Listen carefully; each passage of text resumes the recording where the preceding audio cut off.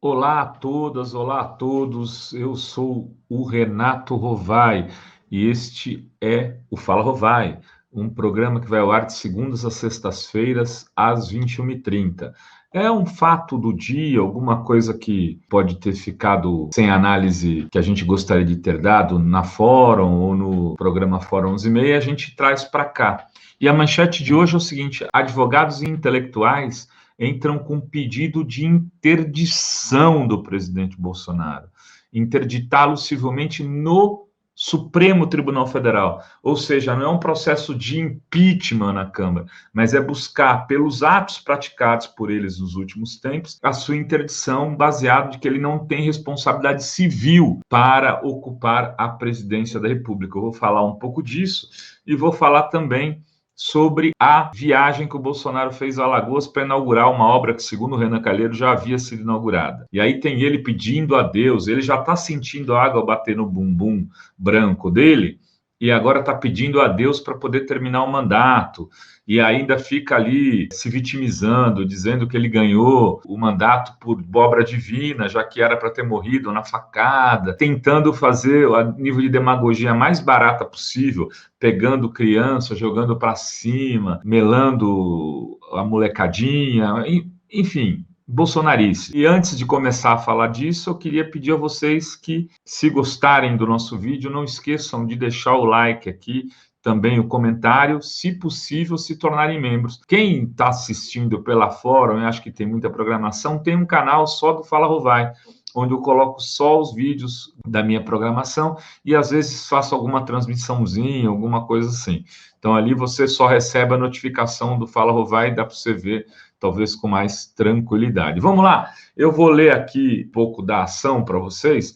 Primeiro, os autores, porque não são qualquer autores. O autor principal é o Alfredo Atier Júnior, que é titular da cadeira Santiago Dantas e presidente da Academia Paulista de Direito, doutor em filosofia pela USP, é o principal autor, mas junto com ele assina o professor Renato Janine Ribeiro, que é professor titular de ética da Faculdade de Filosofia, Letras e Ciências Humanas da USP também, o Roberto Romano, que é professor titular de ética e filosofia do Instituto de Filosofia e Ciências Humanas da Unicamp, o José Geraldo de Souza Júnior, que é jurista, professor de direito e ex-reitor da UNB, o Pedro Dalari, que era jurista também, professor titular de Direito Internacional da PUC São Paulo, o Alberto Zacarias Toron, que é o presidente da segunda Câmara do Conselho Federal da Ordem dos Advogados do Brasil, e o Fábio Roberto Gaspar, advogado, presidente do Sindicato dos Advogados de São Paulo. Vejam, a gente não está falando assim, ele é uns maluquinhos,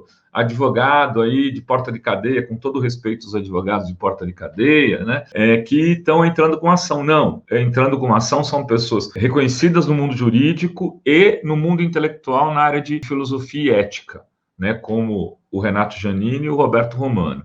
O objeto da ação é o reconhecimento da incapacidade civil de exercer os cargos e assunções atinentes à presidência da República. Essa ação vai correr no Supremo Tribunal Federal. E aí eles fazem um sumário da ação, um resumo do que almeja, dos fundamentos jurídicos da demanda, da legitimidade para agir, dos acontecimentos, eles vão listando os acontecimentos que corporificam a incapacidade do Jair Bolsonaro, da ausência de empatia e de sentimento de humanidade dele, da caracterização da incapacidade, etc., para que os ministros e ministras do Supremo Tribunal Federal possam votar a incapacidade do Bolsonaro.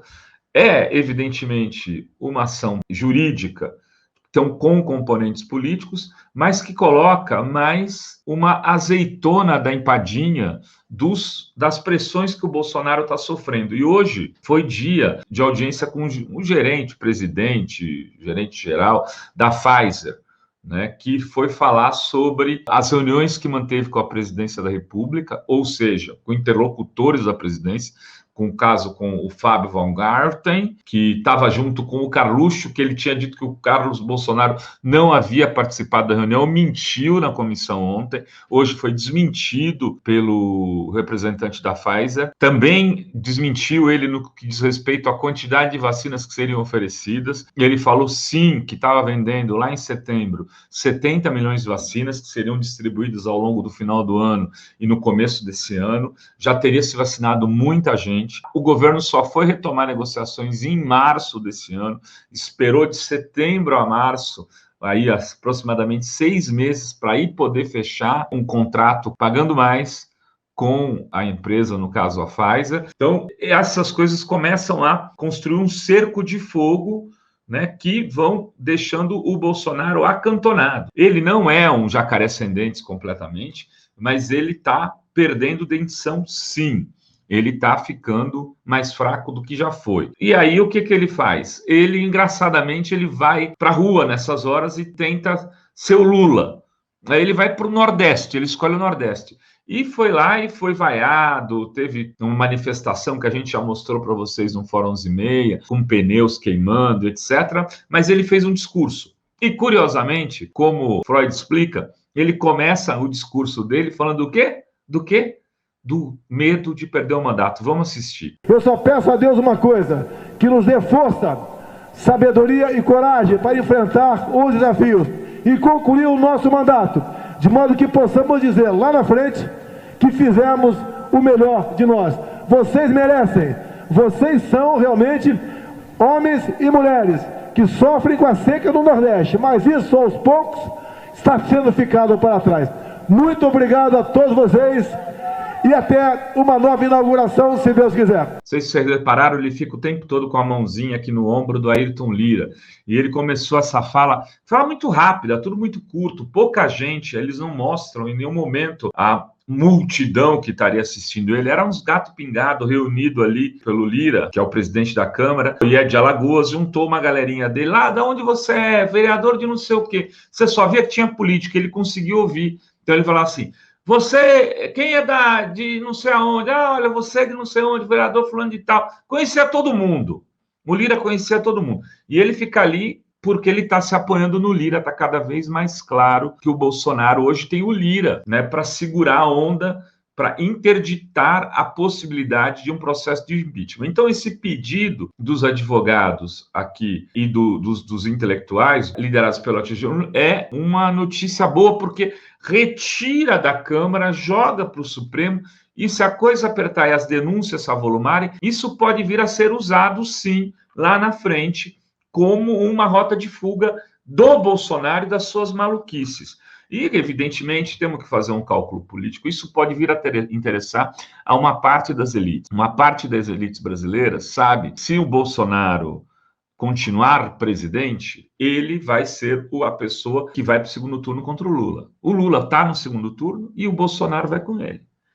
E aí eles sabem que vão ter que apoiar o Lula ou vão ter que apoiar o Bolsonaro. Provavelmente vão ter que engolir o sapo barbudo. Essa elite pode vir em algum momento se agarrar num pedido como esse de interdição que está indo para o Supremo se o Lira matar no peito. Então, o que está claro para mim é que essa pesquisa do Datafolha fez o Bolsonaro entrar em pânico. Ele já está admitindo que pode não terminar o mandato, né? Por outro lado, começou a xingar o Lula, falou 9 dedos, coisas do gênero. Então, sentiu, como diria assim, sentiu, Galvão. Sentiu. Bolsonaro sentiu, e a partir de um cara que se achava na sua grandeza da masculinidade tóxica, se achava o machão de todo o país, o mais forte, o atleta e tal, e que está vendo o Lulinha chegar junto, matar no peito, sair jogando e falando: agora é comigo, meu irmão. Bom, vamos torcer para que esse pedido avance e que a gente consiga, porque assim,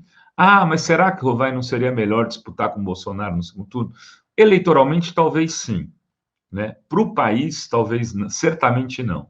O país estaria destroçado com o Bolsonaro ainda fazendo mais um ministro do Supremo, dinamitando várias empresas públicas, vendendo a troco de banana. Por quê? porque ele precisa entregar alguma coisa para o capital financeiro, para os setores do mercado, e ele vai entregar o que ele tem, que é patrimônio público nacional. Então, a gente vai pegar uma situação muito pior. Tem ainda 1 ano e meio de governo, a coisa não é tão simples. Queridas e queridos, Fala Rovai de hoje é isso. Beijos a todas, beijos a todos. Amanhã a gente está aqui de novo. Até.